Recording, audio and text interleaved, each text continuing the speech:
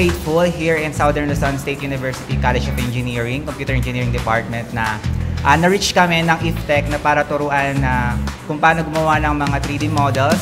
So, thankful kami na yung knowledge po ng IFTEC is na-share nila sa amin yung basic and other fundamentals of 3D printing. Text coming straight to you. It's looking 3D to the world. Let's go shape the future. Watch. Hey there, everyone!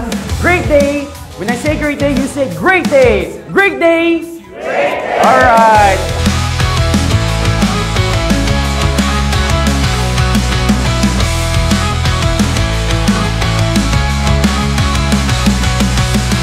Interesado po akong bumili ng sarili ko pong 3D printer kasi mahilig po talaga akong mag-create ng mga bagay-bagay. And kung magkakameron po ako ng 3D printer, yung mga natutunan ko po sa seminar na to is magiging helpful po sa mga future na halimbawa mga hobby or mga projects na gagawin ko po. For me naman, aside from calibrating and creating 3D models, one thing I've learned on this workshop is the concept of facing your problem, identifying your problem, and having fun while providing solution to your problem. One thing na na-experience ko sa Maker Lab is, meron siya ng mga components na rare mahanap, which is kunwari, kailangan namin ng thermistor na mataas ang value.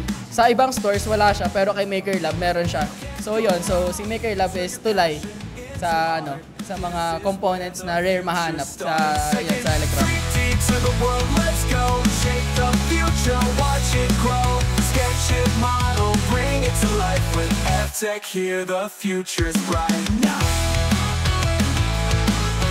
FTech's here, time to create. Innovation won't wait, don't hesitate. We build, we dream, we break the mold, the future's printed, watch it unfold. Thank you, Maker Lab!